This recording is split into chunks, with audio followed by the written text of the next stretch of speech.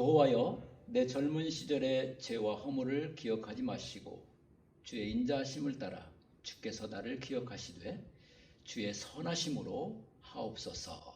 아멘. 예배자의 노래를 부르시면서 하나님 앞에 주께서 찾으시는 그 한 사람 예배자로 나가도록 합니다.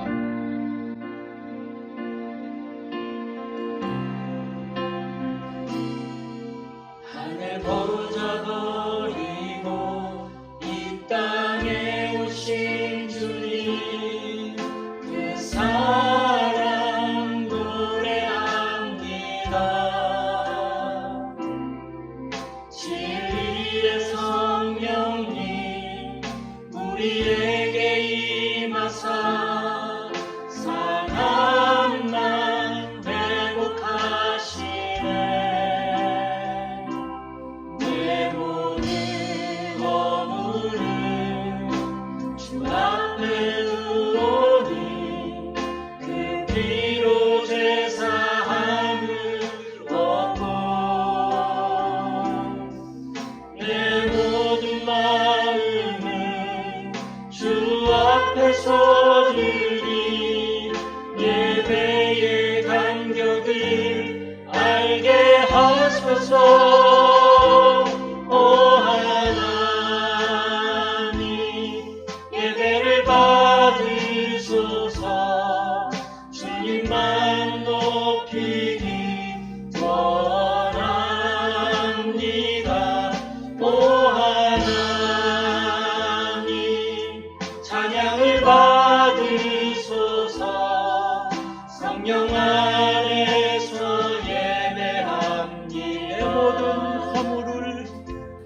내 모든 허물을 주 앞에 두오니 그 피로 제사함을 얻고 내 모든 마음을 주 앞에서 드리 예배의 간격을 알게 하소서. 오 하나님, 예배를 받으소서. 주님만 높이기 원합니다. 오 하나님, 찬양을 받으소서. 성령 안에서 예배합니다. 성령 안에서 예배합니다.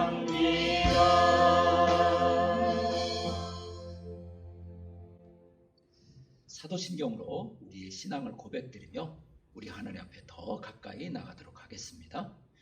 나는 전능하신 아버지 하나님, 천지의 창조주를 믿습니다. 나는 그의 유일하신 아들 우리 주 예수 그리스도를 믿습니다. 그는 성령으로 잉태되어 동정녀 마리아에게서 나시고 본디오 빌라도에게 고난을 받아 십자가에 못 박혀 죽으시고 장사된 지 사흘 만에 죽은 자 가운데서 다시 살아나셨으며 하늘에 오르시어 전능하신 아버지 하나님 우편에 앉아 계시다가 거기로부터 살아있는 자와 죽은 자를 심판하러 오십니다. 나는 성령을 믿으며 거룩한 공교회와 성도의 교제와 죄를 용서받는 것과 몸의 부활과 영생을 믿습니다. 아멘. 함께 자리에 앉으시면서 교회 소식을 나누도록 하겠습니다. 베트남 정부의 사회적 거리두기 지침이 어느 정도 완화는 되었으나 무기한 연장이 되어 있는 상황입니다. 그런 관계로 온라인 예배도 연장을 하여 드립니다. 가정에서 사랑하는 가족과 그리고 또 일터에서 함께 정성을 다해 예배를 드릴 수 있기를 바랍니다. 4월 20일부터 시작된 들꽃가족 전체가 성경 한 권 필사 프로젝트, 각 정해진 부분을 하루하루 정성껏 필사해서 성탄절에 아름다운 예물로 함께 올려드릴 수 있기를 바랍니다. 강현경 집사님이 힘든 시간을 지나고 있는 성도님들에게 비타민C로 이겨내자고 맛있는 라임청을 손수 만들어서 선물로 드립니다. 하나하나 이렇게 받으시고 맛있게 드시고 건강도 유지하시면서 이 라임청뿐만 아니라 다른 것들도 여러 가지 준비해서 판매를 하고 있으니까 많이 애용을 해 주시면 좋겠습니다. 김성윤 성도 아버지의 병이 매우 위중합니다. 여러분들이 기도를 해 주실 때 고통을 덜 받게 하여 주시고, 그리고 또 그 마음속에 하늘의 소망으로 가득할 수 있기를 위해서 많이 기도해 주시기를 바랍니다. 연우와 순민이가 고등학교를 졸업했습니다. 이제 계속되어지는 대학 입학을 위해서도 기도해 주시기를 바랍니다. 성경 일독 이번 주간은 왕상 11장부터 왕하 8장까지입니다. 하루하루 하나님 말씀과 가까이 하면서 그 마음속에, 그 삶 속에 하나님 말씀으로 가득 채워짐으로 그 안에서 행복을 가득 누릴 수 있기를 주님의 이름으로 축복합니다. 마음에 새길 이달의 말씀입니다. 요한복음 11장 25절의 말씀 함께 읽으시면서 마음에 담아두도록 하겠습니다. 같이 읽겠습니다. 예수께서 이르시되 나는 부활이요 생명이니 나를 믿는 자는 죽어도 살겠고. 아멘. 네. 함께 서로를 바라면서 인사하도록 하겠습니다.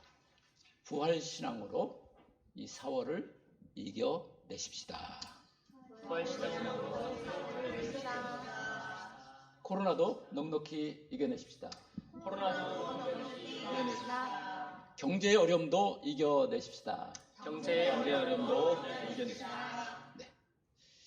이제는 찬양하면서 서로를 축복하도록 하겠습니다.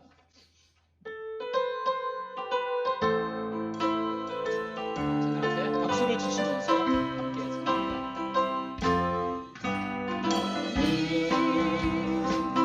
당장 너무 뻔히 나무 가지에 푸른 열매처럼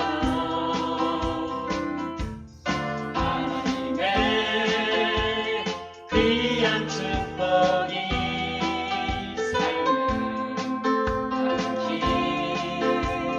넘쳐날 거야. 너는 어떤 시련이 와도 이미 이겨내 가는 팔이 있어. 전능하신 하나님께서 너와 언제나 함께 하시니 서로를 바라보면서 너는 하나님의 사랑, 너는 하나님의 사랑, 아름다운 하나님의 사랑, 나는 널 위해 기도하며 내 길을 축복할 우리의 거야. 자녀들을 생각합니다. 너는 하나님의 선물, 사랑스러운 하나님의 열매, 주의 품에 꽃 피운 나무가 되어줘.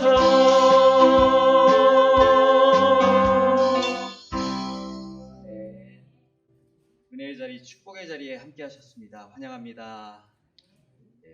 혼자라도 괜찮습니다.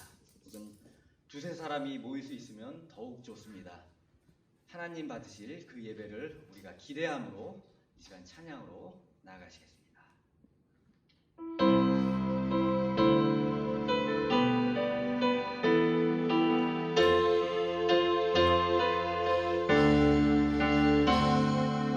우리는 주의 움직이는 교회, 이곳은 주님을 위한 자리.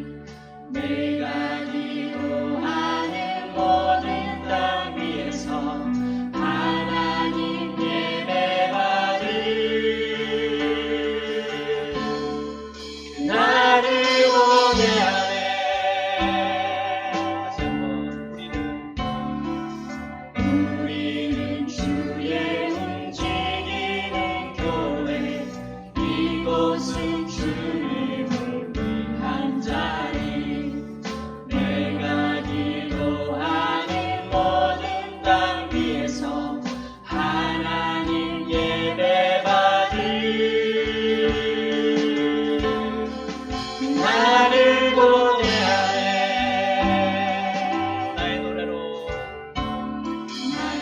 노래로 주님의 성전을 지으리 높임을 받으소서.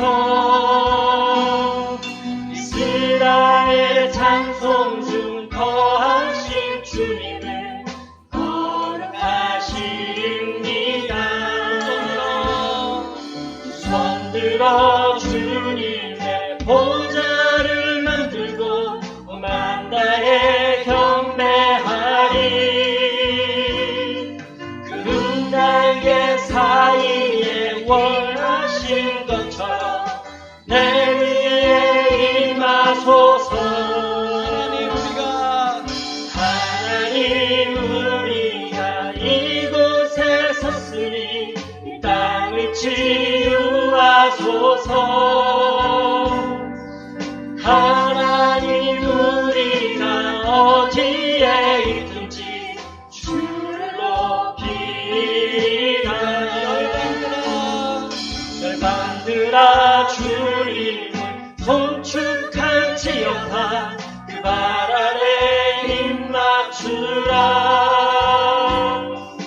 영원한 통치자 주 예수 그리스도 그는 위대하신 왕.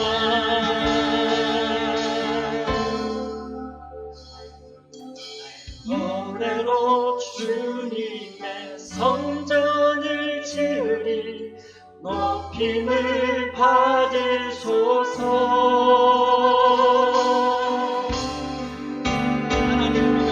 하나님 우리가 이곳에 섰으니 이 땅을 치유하소서. 하나님 우리가 어디에 있든지 주를 높이리다. 열방들아 주님을 송축할지어다.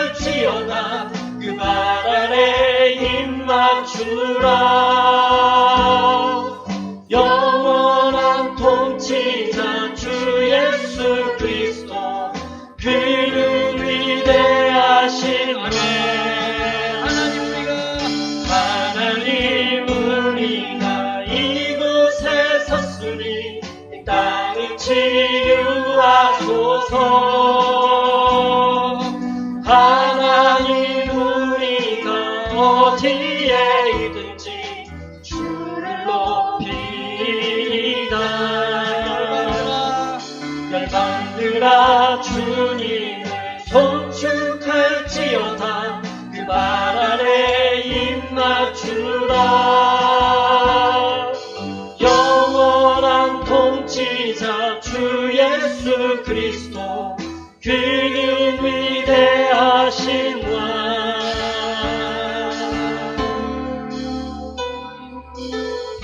이는 주의 움직이는 교회 이곳은 주님을 위한 자리. 내가 기도하는 모든 땅 위에서 하나님 예배 받을 나를 고대하네.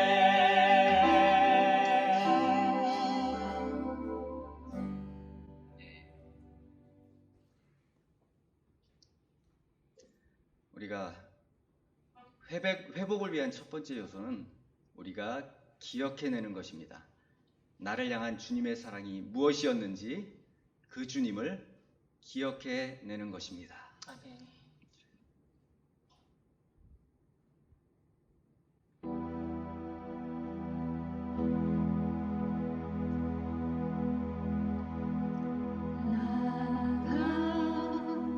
같은 죄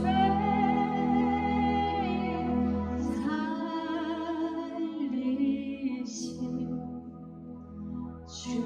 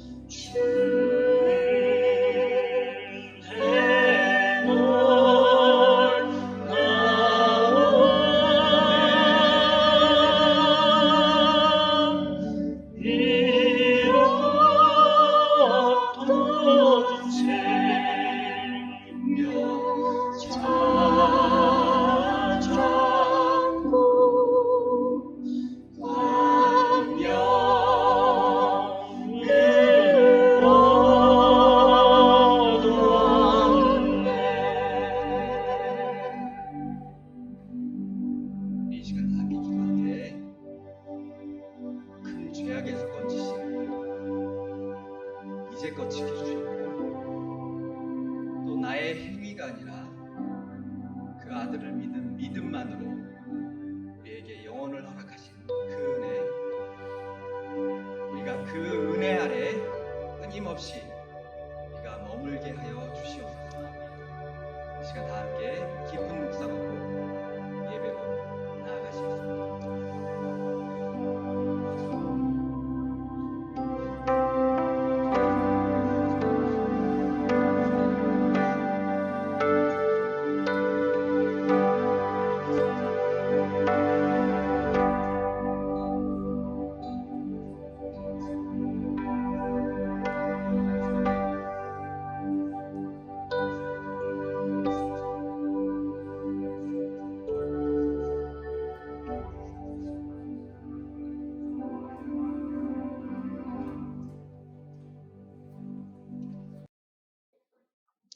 그가 찔림은 우리의 허물을 인함이요 그가 상함은 우리의 죄악을 인함이라. 그가 징계를 받음으로 우리가 평화를 누리고 그가 채찍에 맞음으로 우리가 나음을 입었도다. 우리를 창조하시고 죄에 빠진 우리들을 구원코자 독생자를 십자가에 피 흘려 돌아가게 하신 하나님 아버지, 늘 우리로 하여금 하나님의 사랑을 기억하고 감사하게 하옵소서. 벌레 같은 우리들 주님의 피로 거룩하게 하사 하나님께 감사와 찬양으로 예배드리게 함을 감사드립니다. 우리가 어느 곳에 있든지 늘 우리를 보호하여 주시고 우리로 하여금 주의 손길 그 변함없는 은혜를 느끼게 하옵소서. 코로나19라는 재앙 속에서 하나님을 원망하는 세상의 무리와 구별시켜 주시고 우리의 죄로 인한 재앙임을 고백하며 회개케 하시고 이 또한 하나님의 역사 속에 있음을 아는 지혜를 허락하여 주옵소서. 이 위기를 사랑과 인내로 잘 극복하게 하시고 도움이 필요한 곳에 사랑의 손길로 다가갈 수 있도록 하여 주시고 최전선에서 코로나 바이러스와 싸우는 어르신들 주님의 위로와 보호가 있기를 기도합니다. 병마와 싸우는 병자들 눈에 하나님의 사랑이 보이길 원합니다. 덜고가적 어느 곳에서 예배를 드리든 우리는 하나님 안에서 한 가족임을 느끼고 서로 사랑함을 기억하고 견디게 하옵소서. 우리 들꽃 지체들 하나님의 말씀을 필사하며 하나님을 더욱더 알기를 원합니다. 우리가 하나님 말씀을 필사할 때 성령님의 감화 감동이 역사하사 지혜로 말씀을 깨닫게 하여 주시고 하나님을 만나는 시간이 되게 하여 주옵소서. 들꽃교회가 하나님께 칭찬받는 교회 되기를 원합니다. 각자 맡은 자리에서 교회를 교회되게 하기 위해 충성하게 하시고 성령님의 역사가 살아있는 교회 되길 원합니다. 두 분 목사님 늘 하나님의 은혜와 평강이 함께하기를 기도합니다. 두 분 목사님 영육간에 강건하여 다른 모든 지체들 건강하게 살피는 데 부족함이 없도록 하여 주옵소서. 우리는 이 땅 베트남에 살고 있지만 우리의 조국 대한민국을 늘 염려합니다. 대한민국이 하나님 앞에 바로 서게 하시고 먼저 교회가 하나님 앞에 바로 서고자 하는 각성이 있게 하여 하나님 앞에 겸손하게 무릎 꿇고 우리 지금까지 받은 축복 하나님의 은혜임을 기억하고 가르치게 하여 주옵소서. 다시 한번 코로나19의 위기를 잘 극복하고 이기게 하옵소서. 모든 역사 속에서 변함없이 주의 백성을 보호하여 주신 하나님의 은혜를 구합니다. 우리 위해 십자가의 고통을 당하신 주 예수 그리스도의 이름으로 기도드립니다.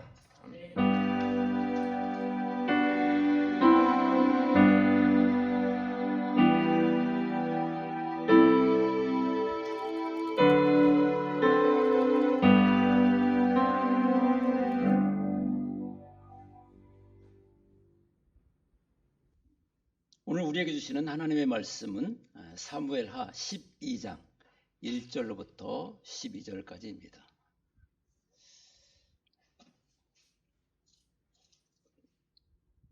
사무엘하 12장 1절로부터 12절까지.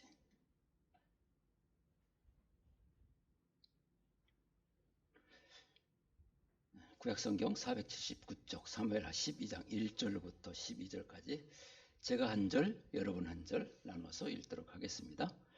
여호와께서 나단을 다윗에게 보내시니 그가 다윗에게 가서 그에게 이르되 한 성읍에 두 사람이 있는데 한 사람은 부하고 한 사람은 가난하니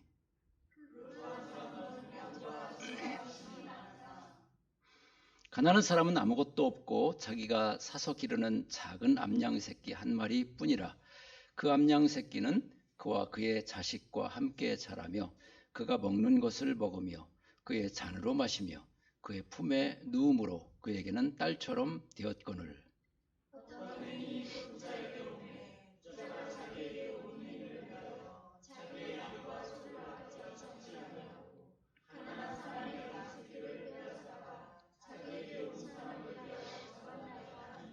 다윗이 그 사람으로 말미암아 노하여 나단에게 이르되 여호와의 살아계심을 두고 맹세하노니 이 일을 행한 그 사람은 마땅히 죽을 자라.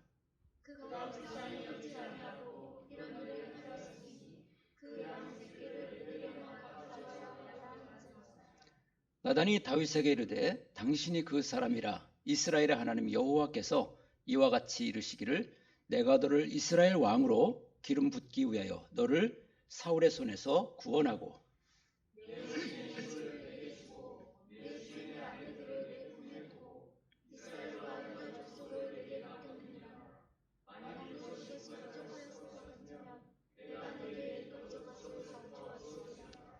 그러한데 어찌하여 네가 여호와의 말씀을 업신여기고 나 보기에 악을 행하였느냐? 네가 칼로 햇사람 우리아를 치되 암몬 자손의 칼로 죽이고 그의 아내를 빼앗아 네 아내로 삼았도다.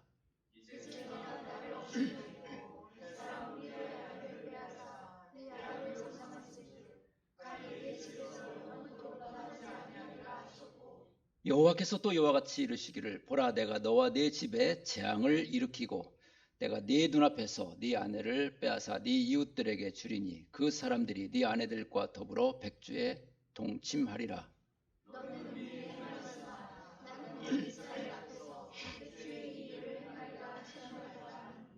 아멘.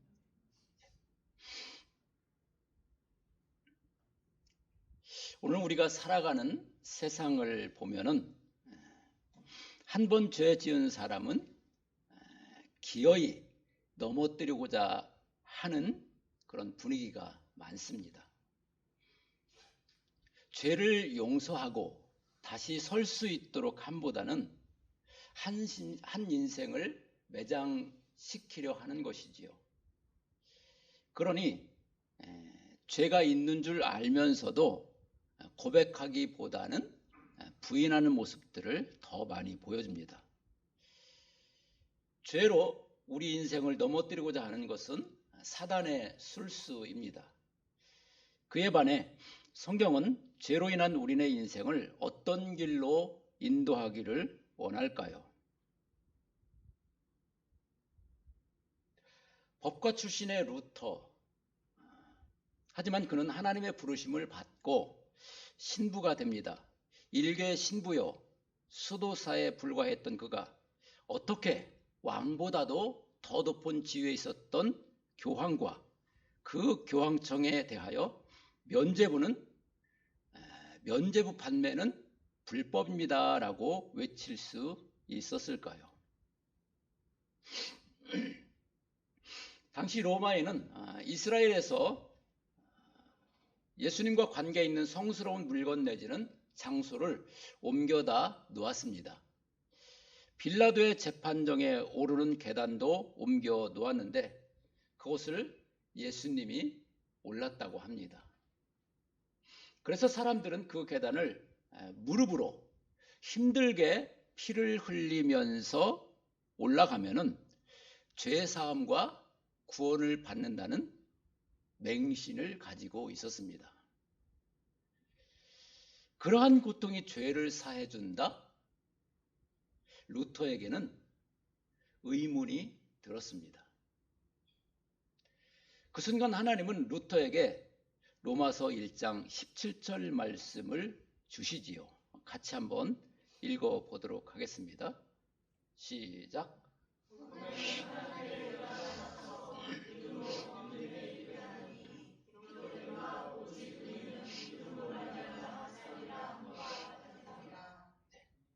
여러분, 하나님의 의가 무엇인가요? 그리스도 십자가 사건이 하나님의 의입니다. 루터는 이것이 복음이며 이것을 믿음으로 말미암아 구원받는 것임을 확신하게 되었습니다. 하지만 로마 교황청은 달랐습니다. 당시 로마 교황 레오 10세는 사치스러웠고 화려한 성당을 짓고 싶어하는 욕망으로 가득 채워져 있었습니다. 그때 알브레이트라는 그런 사람이 이미 두 지역의 대주교였었는데 마인츠 지역의 대주교 자리까지 탐을 냅니다. 그 대주교 자리를 커다란 빚을 내서 교황에게 사고 맙니다. 그렇게 교황도 화려한 성전을 짓기 위해서 돈이 필요했고 알브레이트 대주교도 빌린 돈을 갚기 위해서 돈이 필요한 상황이었습니다. 그래서 나온 게 그 유명한 면죄부 판매입니다. 루터가 구원의 길을 깨닫고 이러한 면면을 알게 되자 면죄부 판매는 불법이라는 95개조의 반박문을 천하에 공포하였던 것입니다. 그렇게 해서 기독교가 바른 길로 갈 수 있었습니다. 루터의 의도는 정죄의 함보다도 로마 교황청을 바닥에 떨어뜨림보다도 우리가 어긋난 길로 가지 말고 바른 믿음의 길을 찾아가자 하는 그런 의도였었습니다. 이로부터 2500년 전 나단이라는 이름 없던 선지자가 감히 왕 중의 왕 다윗의 죄를 폭로하고 있음이 오늘의 본문입니다. 다윗이 죄를 범합니다. 다윗의 죄는 각각 간음죄와 살인죄입니다. 10계명 중 2계명에 어긋납니다. 둘 다 사형에 해당하는 중죄입니다. 이 두 가지 죄목은 동일하게 타인의 소유와 생명을 빼앗는 것이 됩니다. 타인의 소유와 생명을 빼앗는다? 이것까지 치면은요, 10계명, 6계명 이후에 5가지 계명 중 4가지를 범하게 돼요. 살인하지 말라. 도적질하지 말라. 네 이웃의 것을 탐내지 말라. 이 4가지 조항까지 다 범하게 되는 거죠. 그러니까 다윗의 죄가 얼마나 컸던가 하는 것을 그렇게 율법에 비추어 보면 명백하게 드러날 수밖에 없습니다. 하지만 다윗은 자신이 타인의 것을 빼앗았다는 이 객관적 사실을 모르는 듯 합니다. 그 죄가 얼마나 큰지도 말이지요. 하지만 신하들은 다윗의 죄를 알고 있었을 터인데 감히 입을 여는 자가 없었습니다. 이때 나단이 루터처럼 등장하여 다윗이 무슨 죄를 지었는가를 정확하게 지적해 줍니다. 목숨을 건 일이지요. 여러분, 나 자신을 객관적으로 볼 수 있을까요? 그래야 하는데 그게 참 어렵습니다. 그런데요, 제3자의 입장에서 보면은 무엇이 잘못인지를 다 볼 수가 있어요. 여러분, 바둑을 둘 때, 장기를 둘 때, 그때 누가 더 잘 알아요? 옆에서 훈수 두는 사람이 더 잘 보여요. 본인들보다도. 마찬가지로 우리들도 남의 죄는 잘 보이는데 내 죄는 잘 보이지 않습니다. 문제는 못 보면은 그대로 지나가는 것이 아니라 그 죄로 인하여서 불행하게 된다는 겁니다. 그래서 하나님은 나단을 통해서 깨닫게 해 주시고 있습니다. 다윗이 얼마나 악한 탈취자인지를요. 나단이 비유를 통해서 깨닫게 해주지요. 양 한 마리가 인생의 전부였던 가난한 자가 있었다. 같은 동네 양과 염소를 심히 많이 가진 부자도 있었다. 그 부자가 자기에게 찾아온 손님을 대접하기 위해서 가난한 자의 한 마리 있는 그 양을 빼앗아다가 죽여서 대접을 했다. 다윗, 그래도 의로운 사람이잖아요. 그 이야기를 듣고는 화가 치밀어서 부자에 대해서 죽어 마땅한 인생이라 이렇게 결론을 지었습니다. 그리고 그 가난한 자에게는 4배로 갚아주어야 할 것도 이야기를 했습니다. 그때 나단이 다윗에게 당신이 바로 그 부자입니다. 그렇게 직설적으로 말해줍니다. 다윗은 깜짝 놀래지요. 거기에서 그게 진짜 자신의 모습인 것을 깨닫게 되면서 하나님 앞에 회개로 나아갑니다. 웬만한 사람들 같았으면 그게 무슨 소리야? 하면서 부인하면서 오히려 그 죄를 발설한 사람을 없앨 수 있지요. 다윗의 좋은 점, 귀한 점은 자기의 잘못, 하나님 앞에서 내가 죄인이었구나 하는 것들을 솔직하게 고백하고 나아가는 것이었습니다. 가난한 자에게 인생의 전부였던 양 한 마리를 빼앗은 부자입니다. 그게 바로 다윗이지요. 다윗의 죄는 한 사람의 인생을 송두리째 빼앗은 것입니다. 바로 충직한 신하였던 우리아의 인생을 말이지요. 그래서 그 죄의 대가로 다윗은 인생에서 어마무시한 것 4가지를 빼앗기게 됩니다. 첫 번째는 밧세바와 부정한 관계에서 태어난 아이가 죽어갑니다. 다윗이 자기의 눈앞에서 팔딱거리며 죽어가는 어린 생명, 자기 아들이잖아요. 그것을 보아야 합니다. 살려주고 싶은데 어떻게 할 도리가 없습니다. 아무것도 할 수 없다는 게 다윗을 미치게 합니다. 다윗은 그냥 죽어가는 것을 보아야만 함이 너무나 힘이 들었습니다.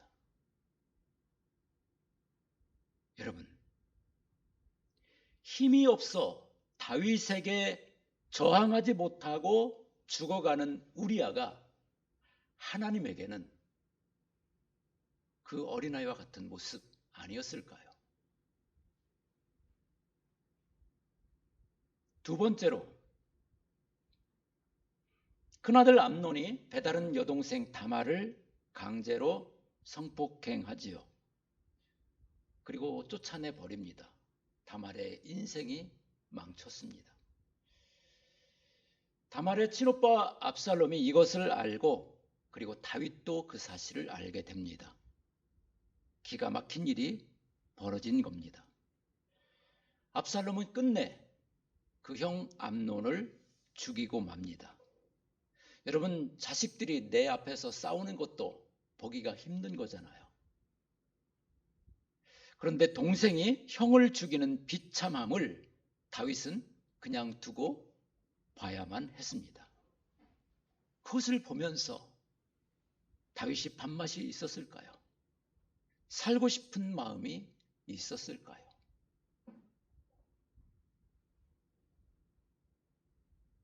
세 번째, 압살롬이 반역을 일으키고 아버지 다윗의 여인들을 백주에 성폭행합니다.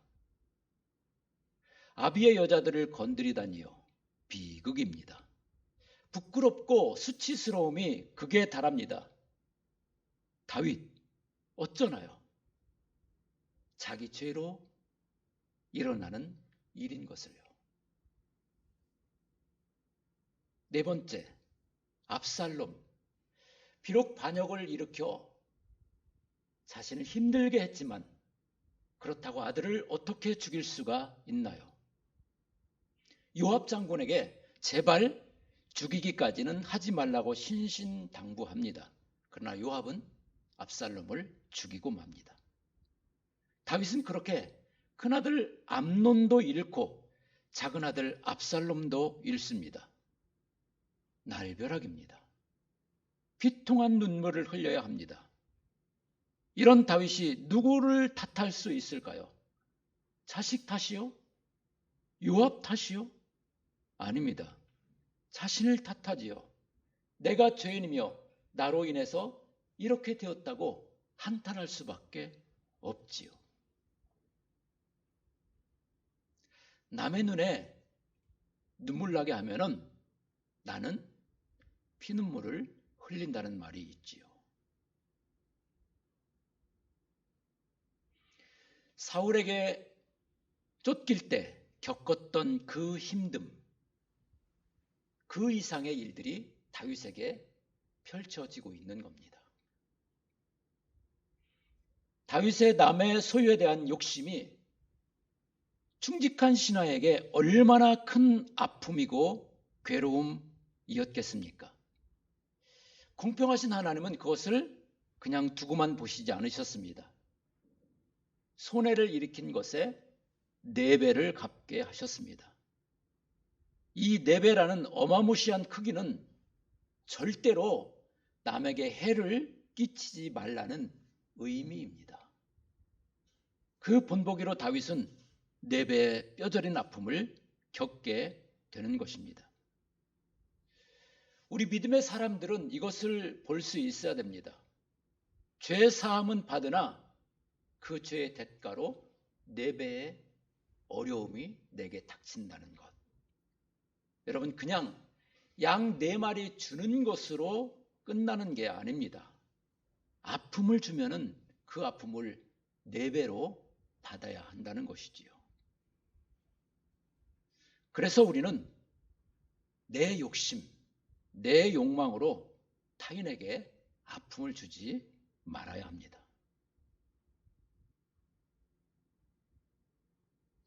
한번 나를 향해서도 또 옆에 사람을 향해서도 욕심내지 맙시다.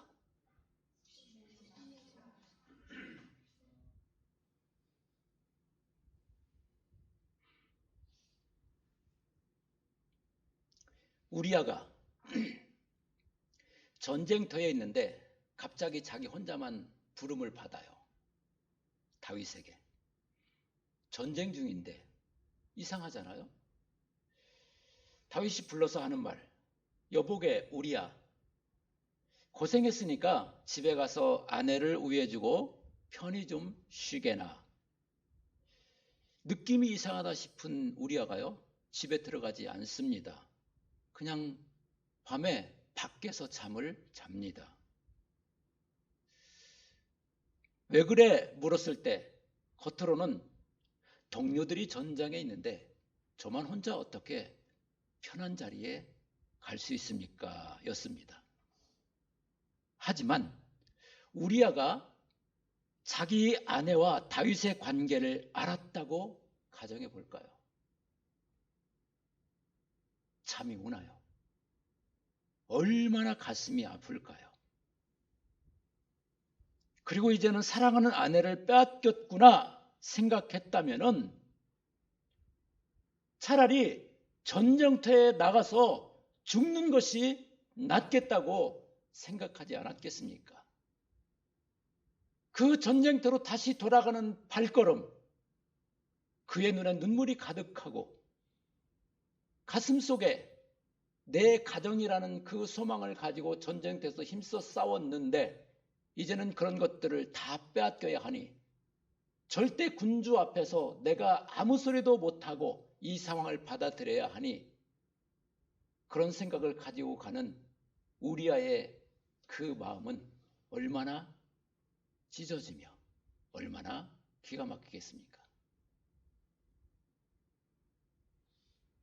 결국 그는 전쟁터에서 죽고 말지요.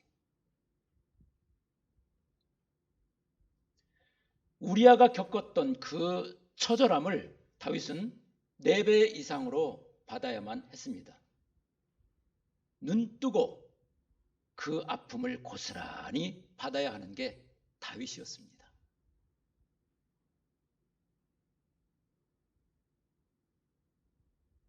사람들은요, 죄를 지은 사람도 그 죄로 인해서 피해를 받는 사람도 다 아픔을 가지고 있습니다. 이러한 우리야, 이러한 다윗의 아파함을 지켜보셔야 하는 것이 바로 우리 주님이셨습니다. 사랑하는 이들이 아파하는 것을 지켜보셔야 하는 그 괴로움. 그래서 주님은 그 아픔을 고스란히 지시고 십자가 위로 올라가 주신 것이었지요. 여러분, 4배나 되는 고통을 다윗은 그럼 어떻게 견뎌냈을까요? 우리아는 죽음으로 끝이 났다고 하지만 다윗은 4배로 더 받아야 돼요. 어떻게 그 4배를 이겨낼 수 있었을까?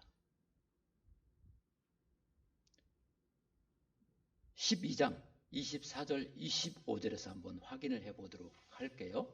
새번역 버전입니다. 여기에 나옵니다. 같이 읽어보겠습니다. 시작.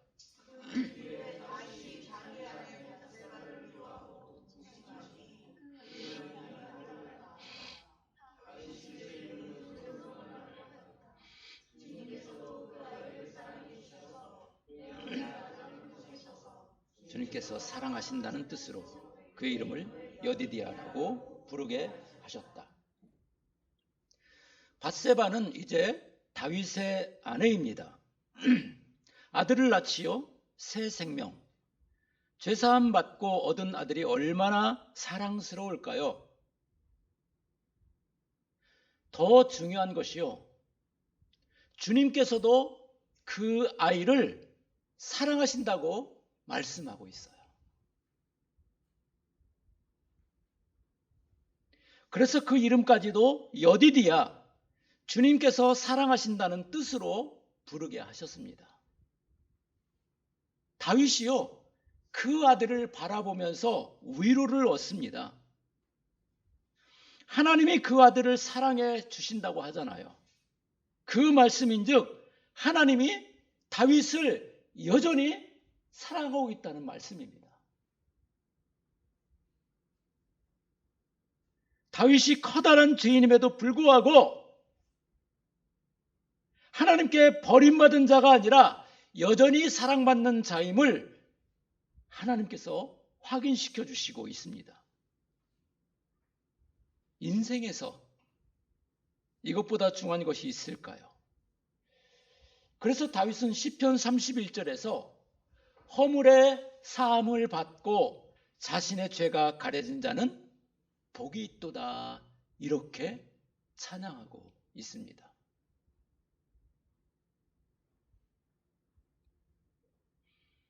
그렇습니다. 다윗이 거대한 고통을 이겨내는 힘이 바로 사랑이었습니다. 다윗이 4배의 고통을 당하여 갈 때마다 누구를 바라봅니까? 아들 여디디아를 바라봅니다. 솔로몬을 바라봅니다. 나는 힘들어도, 내가 죄인이었어도 하나님이 나를 여전히 사랑해 주시는구나, 이것을 여디디아를 바라보면서 느끼게 되어지고 다시 확인하게 되어지고 거기에서 견뎌낼 힘을 얻게 되는 겁니다.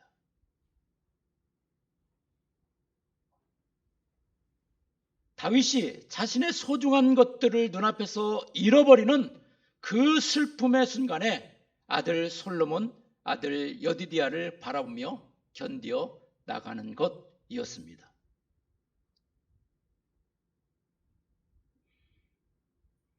자신의 아들을 사랑해 주시는 분의 사랑으로 다윗은 거대한 고통을 이겨내는 것입니다.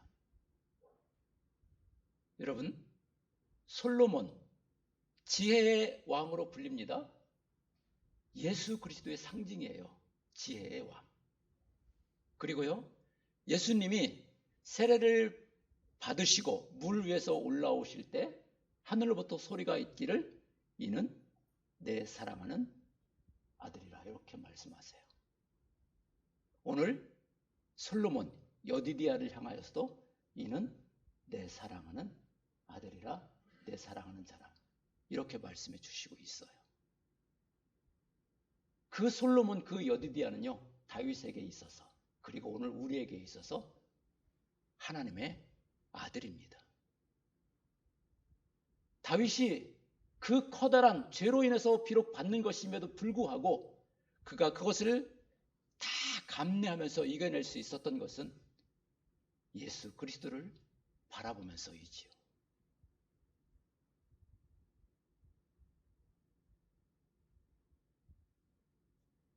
이전에 도망자의 생활을 할 때 나를 사랑해 주셨던 주님이 있었습니다. 나를 지켜주셨던 주님이 있었습니다. 마침내 나를 이끌어 하나님의 뜻인 왕의 자리에까지 오르게 하셨던 주님이 있었습니다. 그런 주님이 나의 실수를 덮어주시고 내 죄로 인한 고난을 이겨낼 힘과 길을 솔로몬, 하나님께 사랑스러운 아들 여디디아를 바라보며 얻게 하셨던 것입니다.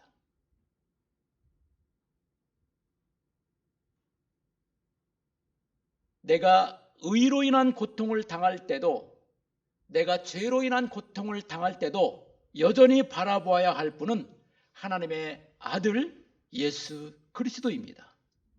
사랑으로 십자가를 지으신 예수 그리스도이십니다. 하나님의 아들 예수 그리스도를 바라볼 때 그 자리에는 용서가 있습니다. 사랑으로 회복할 의로운 삶의 자리가 있습니다. 어두움 가운데서 그것을 뚫고 나올 용기가 있는 자리입니다. 그리고 하늘나라 영광의 길이 여전히 있는 곳입니다. 그 아들을 바라보는 자리가. 오늘 우리가 여전히 죄인임에도 불구하고 나의 실수를 용서하시고 이길 힘을 주시는 예수 그리스도를 바라보며 바른 길로, 하나님 나라 영광의 길로 계속 나아가는 저와 여러분 될 수 있기를 주님의 이름으로 진심으로 축원합니다. 기도하겠습니다. 살다 보면은 부끄러운 모습, 실수하는 모습, 잘못하는 모습이 있습니다. 그것으로 인해서 우리는 내 인생 실패했다고 포기하는 것이 아니라 그럼에도 불구하고 여전히 나를 사랑해 주시고 나를 깨닫게 하시고 새로운 길로, 은혜의 길로 이끌어 가시고자 하는 그 주님을 우리가 믿음의 눈으로 온전히 바라볼 수 있게 하여 주시옵소서. 그래서 다윗처럼 일어나 하나님의 뜻을 온전히 이루어낼 수 있는 그 아름다운 자리에 다 설 수 있는 저희 모두가 되게 하여 주시옵소서. 예수님 이름으로 기도합니다. 아멘.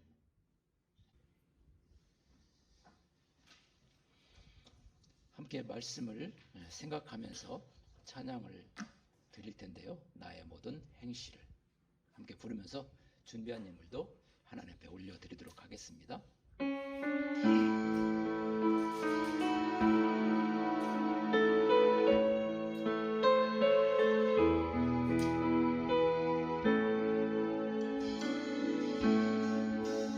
나의 모든 행실을 주여 기억하시고 바른 길로 인도하소서. 주의 크신 사랑과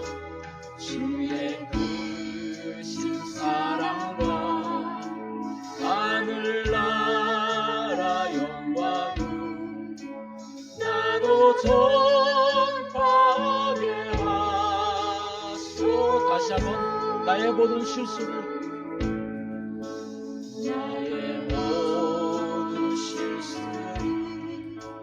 주여 용서하시고 바른 길로 인도하소서.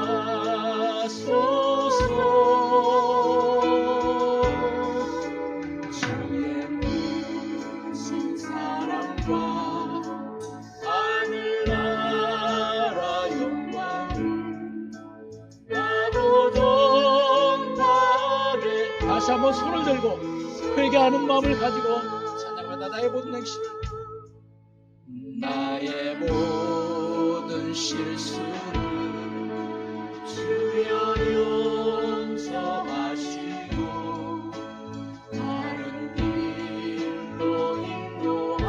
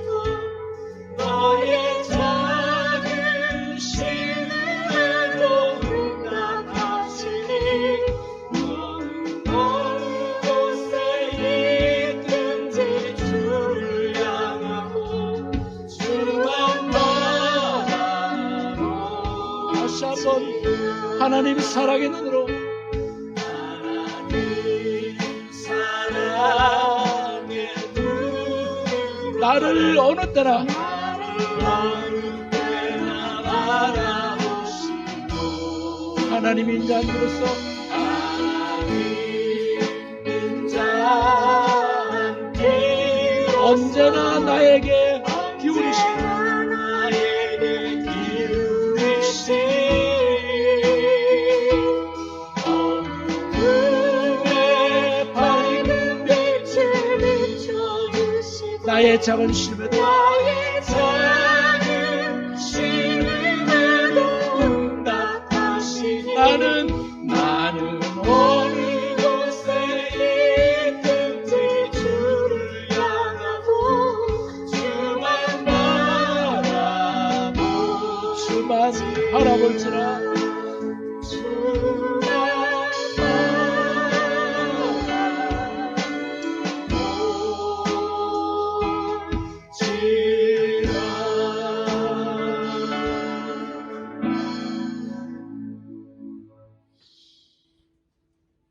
나의 모든 실수를 용서하여 주시는 주님께 감사하고 찬양을 올려드립니다. 우리를 새롭게 하실 그 하나님의 은혜와 인도하심을 우리가 매일같이 기대합니다. 우리가 죄를 지었다고 해서 가야 할 곳은 어둠의 곳이 아니라 여전히 우리 주님을 향해서 나아갈 수 있게 하여 주옵소서. 나를 위해서 십자가 위에서 죄를 사주신 그 자리로 나아가게 하여 주시옵소서. 그리고 영광의 부활로 다시금 우리 가운데 오신 그 주님을 늘 바라볼 수 있는 저희들이 되게 하여 주시옵소서. 오늘 또 하나님 앞에 나오며 우리의 마음뿐만 아니라 우리의 마음이 진실된 것을 증거하기 위해서 정성껏 예물을 준비해서 하나님 앞에 올려드립니다. 이 어려운 때 이 예물이 얼마나 소중한지요. 이것이 주님을 향한 우리의 마음인 것을 우리 주께서 흔쾌히 보시고 이 예물을 기쁨으로 받아주실 줄 믿습니다. 우리의 어려운 삶들도 우리 하나님이 다 지켜보시면서 그 삶들을 힘이 있게 하시고 든든하게 하시고 잘 견디게 하시고 마침내는 승리하는 자리에 우리를 이끌어 가실 줄 믿습니다. 어려운 때 어려움을 보지 말게 하시고 우리 주님만 바라볼 수 있는 저희들이 되게 하여 주시옵소서. 그 자리에서 우리를 사랑하시는 주님과 감격의 기쁨을 가지고 찬양하면서 영광 돌리면서 살아가는 저희 모두가 되게 하여 주시옵소서. 예수님 이름으로 축복하며 기도합니다. 아멘. 함께 자리에서 일어나 마지막 찬양 올려드립니다.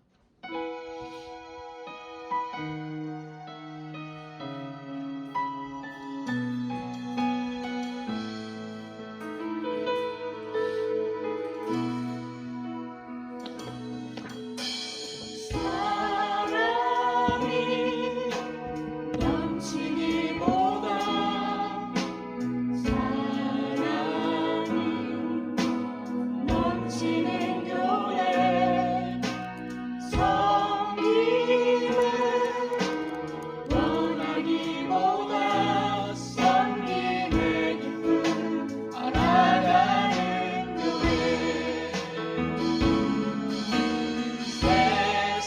세상이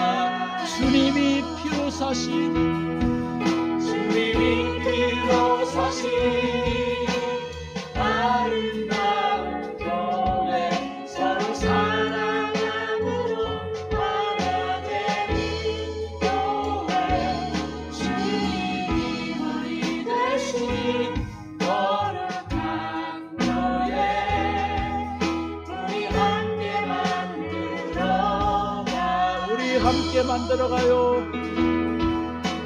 우리 함께 만들어가요.